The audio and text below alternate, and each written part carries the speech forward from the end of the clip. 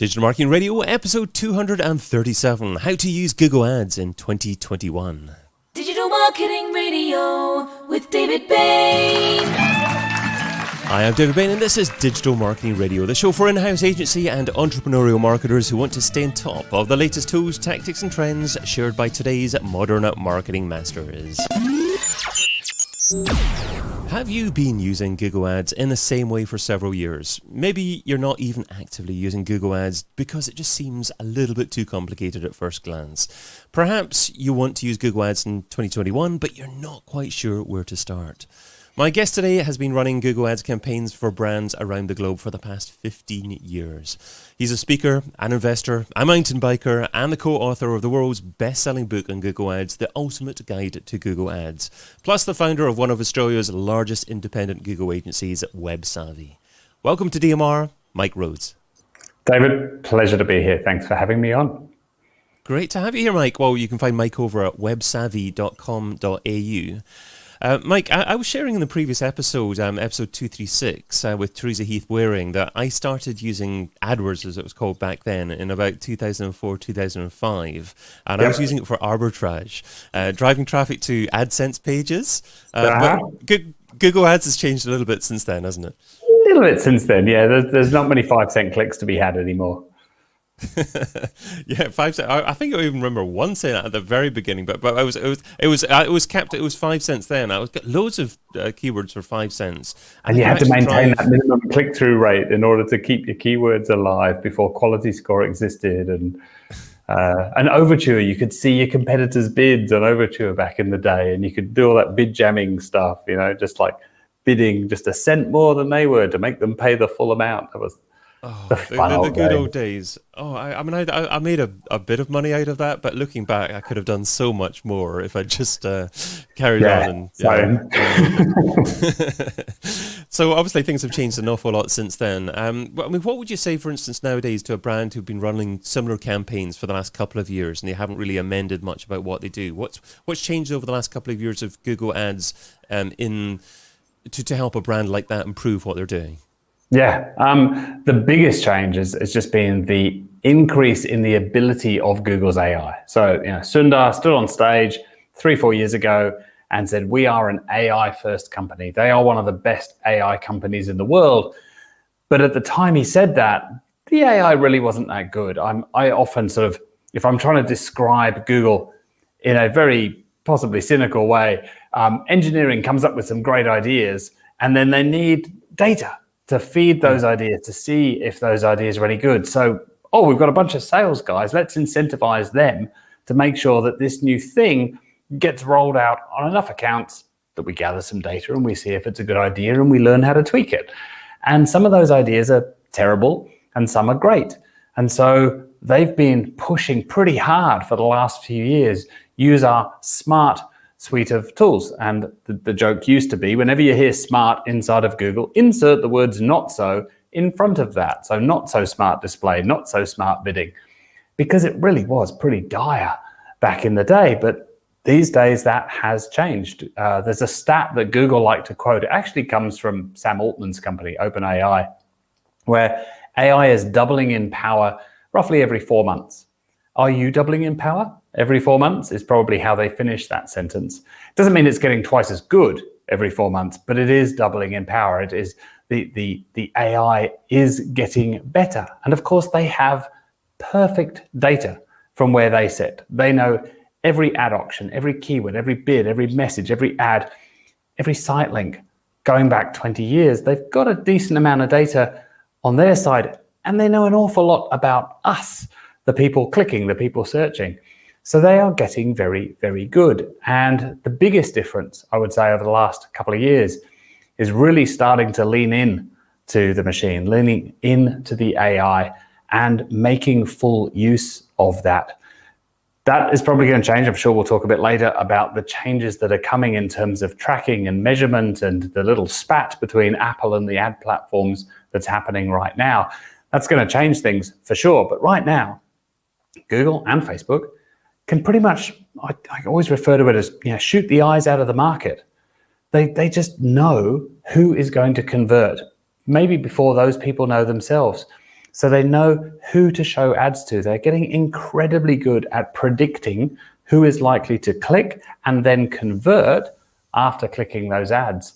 So they're showing ads to people that are searching for what seems like a pretty random terms that you would never actually bid on as an advertiser, because you wouldn't want to show ads to everybody that was bidding for that term. But the machine is smart enough to not show ads most of the time and then, show an ad to her right now and to him right now and to that guy over there, because it just knows who is likely to convert. It's got very, very good at that.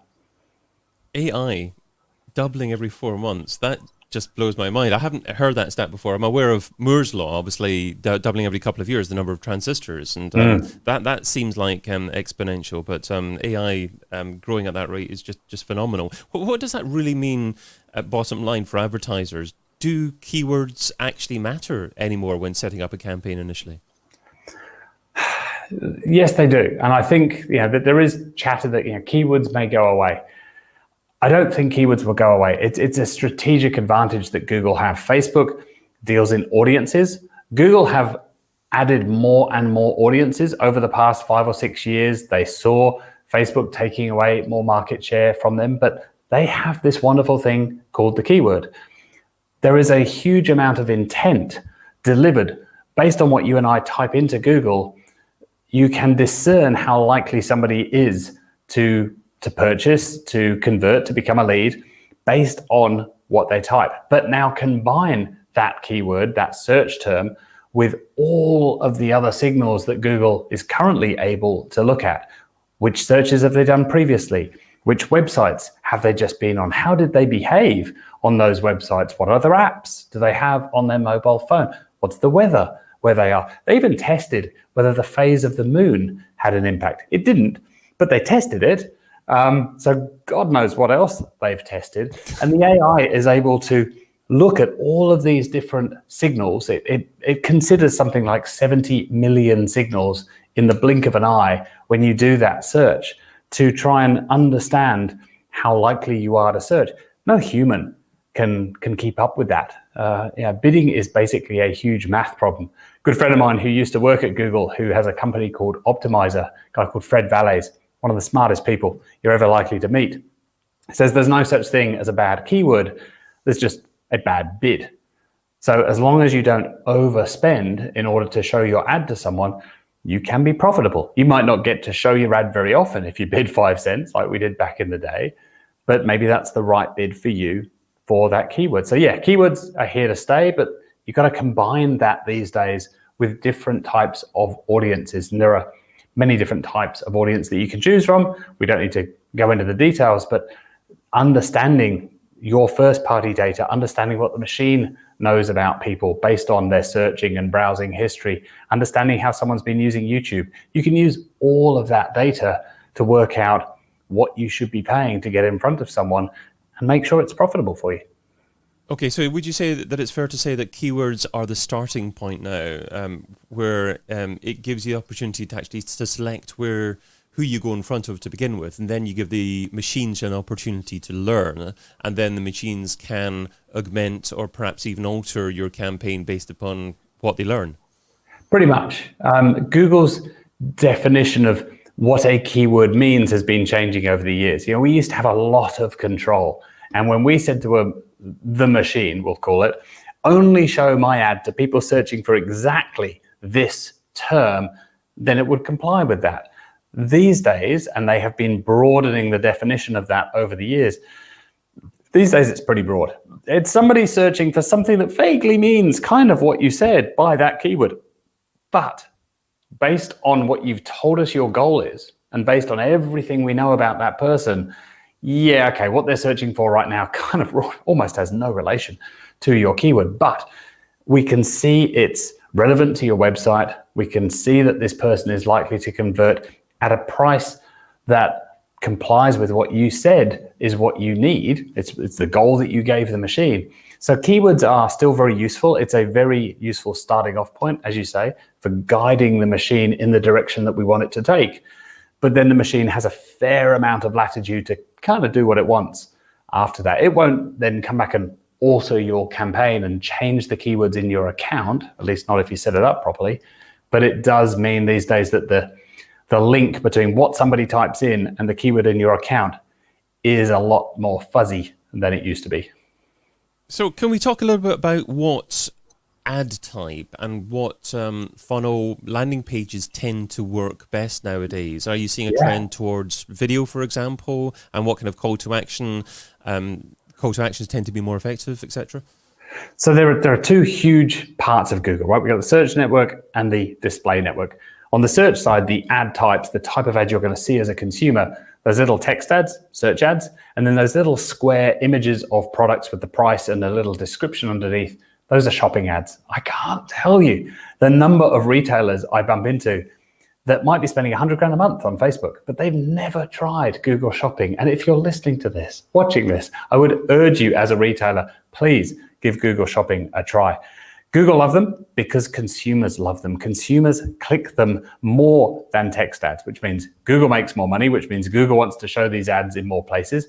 But that also means they're good for us as advertisers.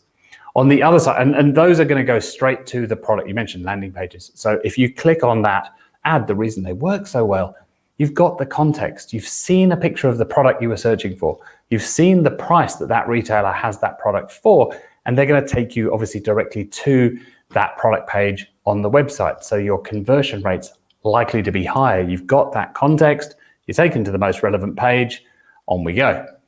Now the other side, the display network. So that includes Google properties like YouTube and Gmail, huge websites like Oprah and CNN and ESPN, all the way down to tiny little websites that you and I have never heard of and will never go to, but Google knows where they are.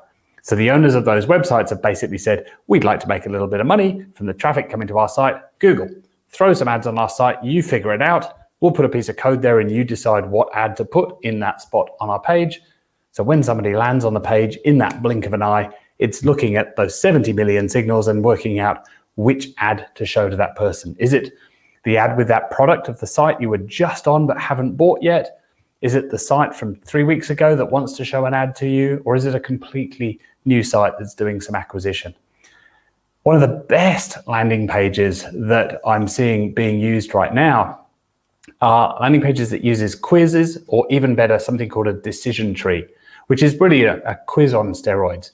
So it's a very minimal commitment, very low friction. It starts with a nice, easy question, but the difference between a decision tree and a quiz is that the questions that you're going to get asked depend on your answers to previous questions. So picture the root of a tree, and depending on how you answer questions, you're going to get bounced all the way down to this corner.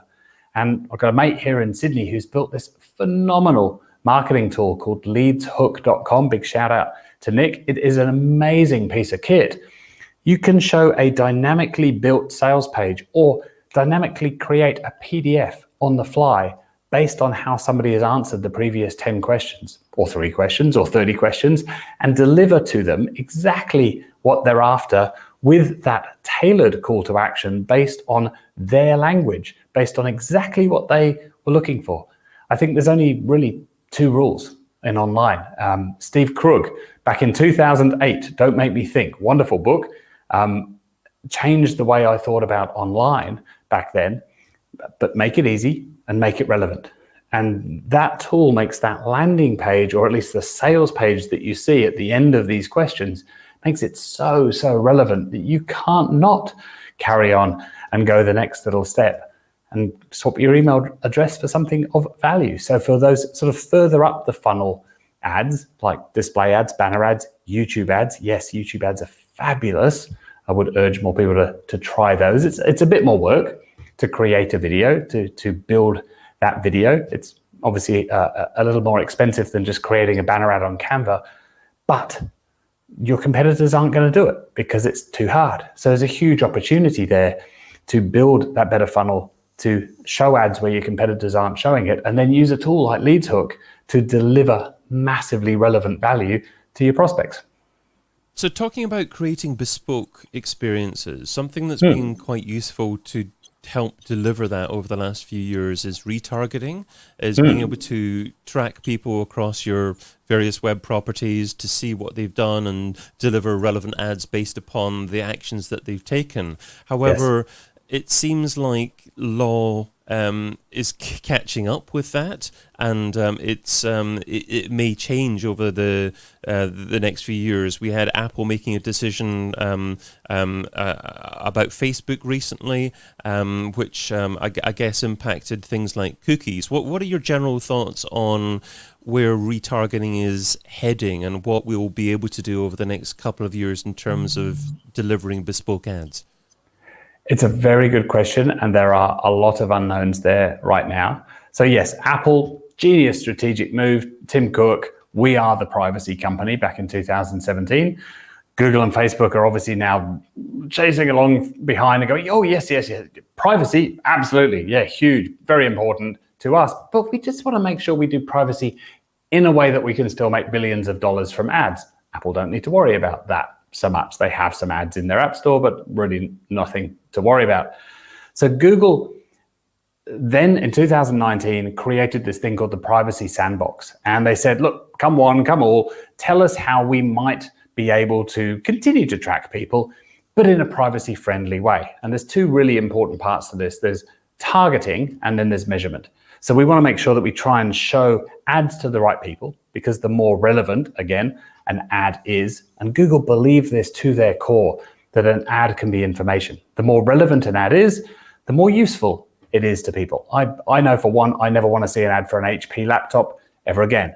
But the ad for next month's iPad Pro that might be coming out, absolutely. I will probably buy one of those when I see that. So ads need to be relevant, but then we also need to measure the impact of our marketing. And marketers have become very lazy over the past few years. Tweak a few numbers in a spreadsheet and believe we're marketers. We're going to see a return to actually having to be marketers, to think about the people on the other side of the screen or on the other side of the spreadsheet, and getting the messaging right and delivering real value rather than just chucking some targeting at the machine and saying, well, go on then, season the pixel, you figure it out, Google or Facebook, you figure out who's going to buy my stuff because you've got all the data. So it is going to change. Google have recommended some things. They've all got silly names like Turtle Dove and Fledge.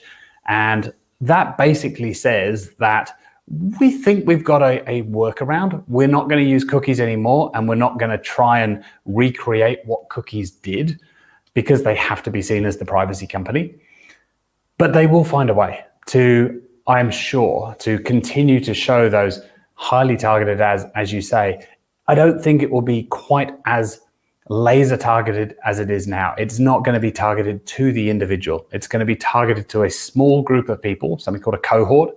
So another of these silly name things is FLOC, F-L-O-C, Federated Learning of Cohorts, which means basically the federated bit means the machine learning and the smarts happens at the edge. It happens on your device, and the device only sends back a little bit of data to HQ in Mountain View. It doesn't tell Mountain View everything about what you're doing on your device. And you are, instead of being tracked as an individual, you're tracked as a member of a small-ish cohort of people that are a bit like you. So remarketing will probably get a bit less powerful, but I'm pretty sure that Google will find a way to make remarketing continue into the future. So do you think this means that in the future that big ad networks will not give website managers tracking scripts to install on their websites, and that there will be another way to track what users do that doesn't rely on the individual websites doing the tracking themselves? I think yes is the short answer to that question. Yes, we will see the end of third-party cookies. We see the end of those little bits of JavaScript. Server-side tracking, which is something I'm having to learn a lot about at the moment, is going to become a bigger and big thing. Storing your own data and working on gathering more first-party data and using your first-party data better. What information do you know about your prospects? How are you using that? How are you collecting that? How can you encourage more people to give you their details and build that valuable data? Because we can't be lazy and rely on the networks to figure out everything about all of our prospects and to continue to shoot the eye out of the market and say, oh, yep, show an ad to her and to him, but not those people in between. that is definitely going to change. But yeah, I think Facebook's going to be harder hit. This whole thing with Apple seems almost custom designed to go after Facebook. Already we're seeing reports saying that the reported conversions from your Facebook ads may drop by 60-65%. Facebook have this wonderful line of, just because they're not reported doesn't mean they didn't happen, which basically means just trust us and keep spending. But people won't. People won't, right? If your CPA goes from $100 to $300, you're going to start pulling some money and investing it elsewhere. You won't want to just trust that those conversions are still there. Google have a bigger advantage. They have a lot of properties. They can gather a lot of their own data. They own Android and Chrome and Google Analytics and YouTube and Gmail, and search. So they have a bigger advantage, I think, over Facebook. But yeah, there's a lot of unknowns right now. Apple are really keeping stum. They had their big announcement in August of last year, and they haven't really said a lot since. Basically, I would assume that the worst case scenario you can think of is probably pretty close to what Apple are planning. It's meant to all be rolling out in spring of this year. Could be tomorrow, could be a few weeks away from now. We just don't know. There are a lot of unknowns there right now. So let's segue to part two of our discussion. So it's now time for Mike's thoughts on the state of digital marketing today. So starting off with secret software. So Mike, share a lesser known MarTech tool that's bringing you a lot of value at the moment and why that tool is important for you. So I love this tool called Descript. It will take a video, it'll sit in the background, and when you finish a Zoom call or a Loom video, it will say, hey, I noticed you've just done one of those. Would you like me to add that? Yes, please. Off you go. And when you add a video into this tool, it will then transcribe the whole thing, and it will let you edit that video as if you're editing a Word document. So instead of, if you've ever used iMovie or something, I haven't used anything fancier than iMovie, I have to say, but if you've ever used a tool like that, you've got this little squiggly line across the bottom of the screen, and you have to scrub backwards and forwards to try and find the right place to cut your video or mark it or whatever you're supposed to do. With Descript, you edit the video as if you're editing the Word document. So you've got this beautiful transcription, which is pretty accurate, I have to say, maybe not quite as good as Otter.ai, which is another fabulous tool, but it's pretty good. And then you can say, oh, this bit of text here, I want to cut that bit out. Let me give you another use case. I went out to my group. I teach a few hundred agencies how to do Google ads and Facebook ads and all that sort of stuff, how to do that better. And we asked a few of them recently for some testimonials. So we got a whole bunch of videos in. We ran them through Descript, and my marketing manager was able to just look at that transcript, 2-3 paragraphs, and say, oh, that line there, where Darren said that and where Laura said that, let's grab that piece. And just literally by copying that line of text and pasting it into a new file in Descript, was able to build a rough cut show reel of all of these little snippets of transcriptions to then hand off to a video editor to tidy up and make perfect. I'm sure they didn't use Descript for that last piece, but as a first 80% kind of tool, absolutely fabulous. It is an incredible piece of software. You can actually artificially create your own voice in there as well. Yes, using Lyrebird technology. So if there's a word that you want to change, you said Google AdWords instead of Google Ads, you can delete AdWords, write ads, and it will write or say ads in your voice over that piece of the video. Phenomenal piece of kit.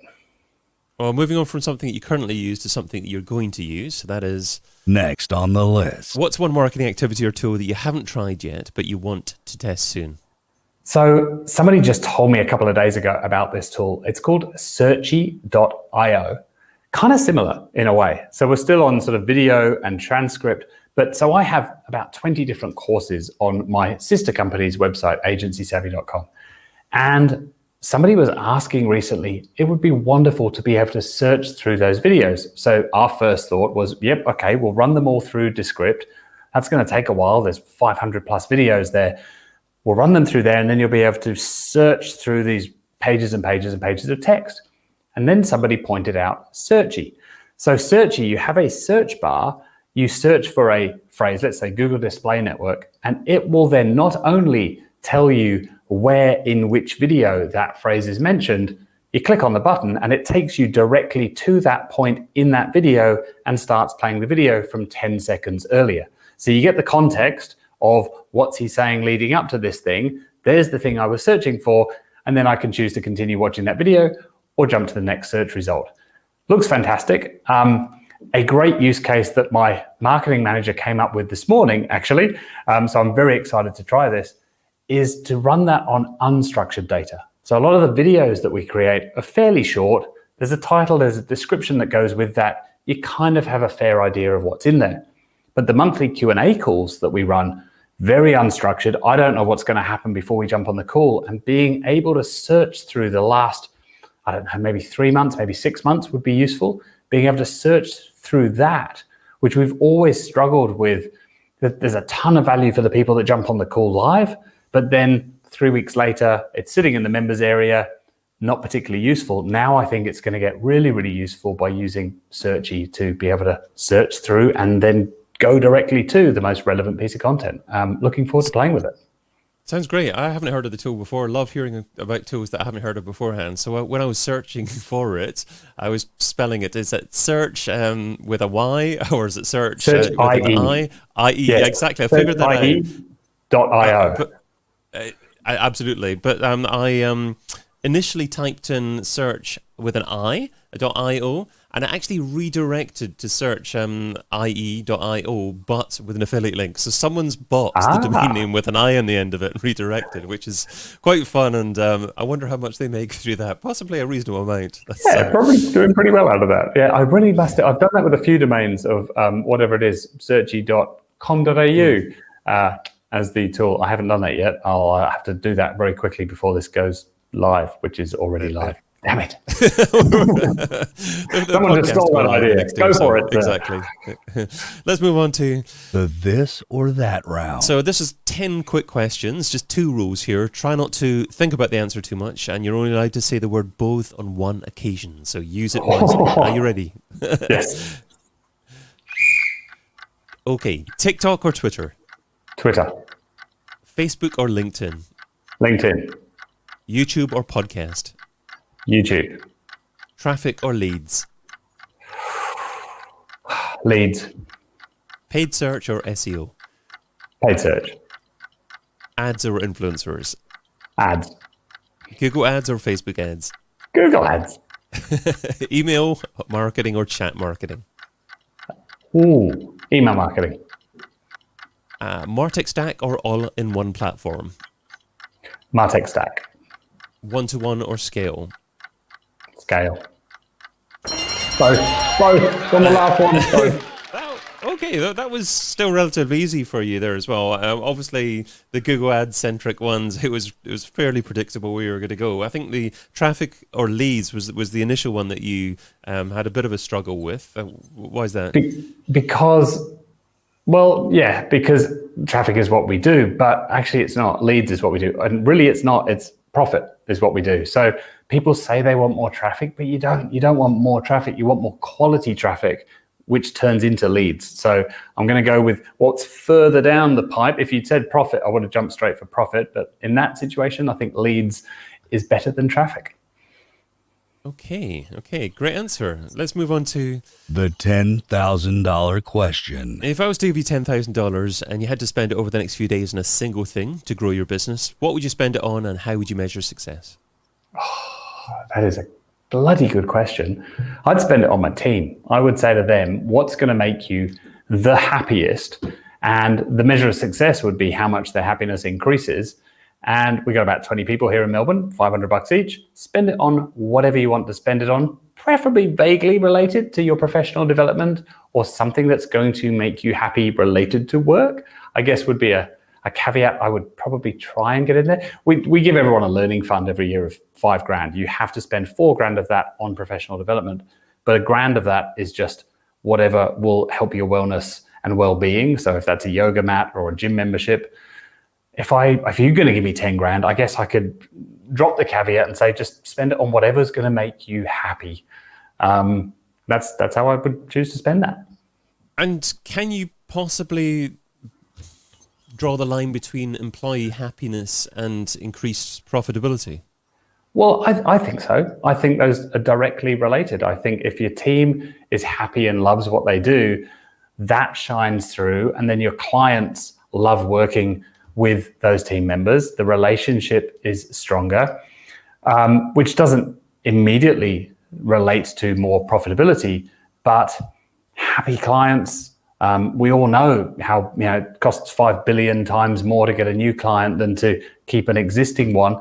I think keeping your clients happy. I did ponder there for a moment of would I send champagne out to all my clients, but I actually think looking after your team is more important. If your team's happy, then your clients will be. I think it works that way from the center of the business out. So yeah, I'd look after my team. They're bloody great. I love them. Superb. Okay, well, to finish off, let's change the focus to someone else who deserves it. So that's Magical marketer. who's an up-and-coming marketer that you'd like to give a shout out to? What can we learn from them, and where can we find them? You gave me a bit of a hint about this question before we started recording. So I've had a little bit of a think about this prior. And there are a few names rattling through my head, but I'm going to go with a wonderful fellow called Chris Mercer. He's based in Austin, Texas. He has a website called measurementmarketing.io. You can tell I'm a bit of a data geek. It's been a bit of a theme here, hasn't it, for the past half an hour? But what you're going to learn from Chris is how to track, how to measure, how to prove the ROI of your investment. It's not a spend, it's an investment in whether it's Google ads or Facebook ads or whatever you're doing. Being able to use that data to improve your decision making, I think, only becomes more important. Yes, we might be dealing with less data a few weeks from now. It's highly likely that we will be from this point on due to regulation, Apple's little spat and everything else in between. But Chris is on top of this stuff. He is a brilliant, brilliant teacher, as well as being just a consummate professional and one of the best marketers I've ever met. So I believe his LinkedIn handle is Chris Mercer Online. His website is measurementmarketing.io, and just a lovely bloke with fantastic hair. We have to check him out just for that. Superb stuff. You have been listening to Mike Rhodes from websavvy.com.au, who on today's episode of Digital Marketing Radio shared some wonderful tips about Google Ads to begin with. I like your tips about Google Shopping, about server-side tracking. Your secret software was Descript. Your next on the list was Searchy, searchie.io. And your magical marketer, Chris Mercer from measurementmarketing.io. Everything that you mentioned, of course, will be in the show notes at digitalmarketingradio.com and on the YouTube video over at the Digital Marketing Radio channel on YouTube. Mike, what is the best social platform for someone to follow you and say hi? I'm on Facebook. Find me there, or LinkedIn /WebSavvy. Find me, ask me a question. I love to grow businesses. Happy to help if I can. Do that, absolutely. I've been your host, David Bain. You can also find me producing podcasts for B2B brands over at castingcred.com.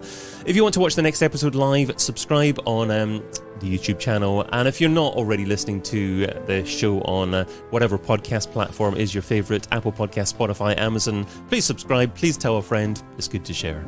Until we meet again, stay hungry, stay foolish, and stay subscribed. Aloha. DigitalMarketingRadio.com. DigitalMarketingRadio.com. Digital Marketing Radio. Digital Marketing Radio. DigitalMarketingRadio.com.